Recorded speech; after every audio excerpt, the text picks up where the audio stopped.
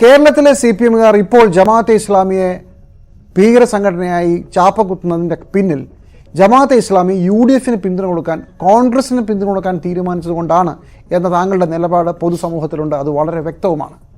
അതേസമയം അതോടൊപ്പം താങ്കൾ ചേർത്ത് പറഞ്ഞ മറ്റൊരു കാര്യം, ഇതിനു മുമ്പ് ഒരു 3 പതിറ്റാണ്ടോളം ഇടതുപക്ഷത്തിനാണ്, CPIM അടക്കമുള്ള LDFനാണ് പിന്തുണ കൊടുത്തത് എന്നാണ്. തെളിവുണ്ടോ? തെളിവ് ധാരാളമുണ്ട്. ജമാഅത്തെ ഇസ്ലാമി 1996 CPIM പിന്തുണ കൊടുത്തതിൻ്റെ ഒന്നാമത്തെ തെളിവ് കേരളത്തിൽ CPIM മുഖപത്രമായ അന്നത്തെ ദേശാഭിമാനി തന്നെ അതിനെ അപ്രിഷ്യേറ്റ് ചെയ്തുകൊണ്ട് എഴുതിയ എഡിറ്റോറിയലാണ്.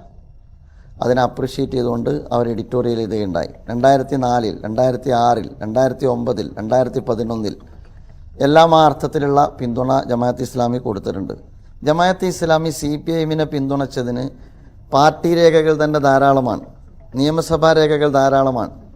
അഥവാ പാർട്ടി രേഖ വളരെ കൃത്യമായിട്ട് ദേശാഭിമാനി പത്രം, നിയമസഭാ രേഖയിൽ ശ്രീ ആര്യയുടെ മുഹമ്മദിന് കോടിയേരി ബാലകൃഷ്ണൻ കൊടുത്ത മറുപടി, പിണറായി വിജയൻ പത്രസമ്മേളനം നടത്തിയതിൻ്റെ വീഡിയോ കട്ടിങ്സ് എന്ന് തുടങ്ങി നിരവധി തെളിവുകൾ ഇതുമായി ബന്ധപ്പെട്ട് ഓൾറെഡി ഡോക്യുമെൻ്റഡ് ആയിട്ട്, വിഷ്വലായിട്ടും പ്രിൻ്റഡായിട്ടും നമ്മുടെ മുമ്പിലുണ്ട്.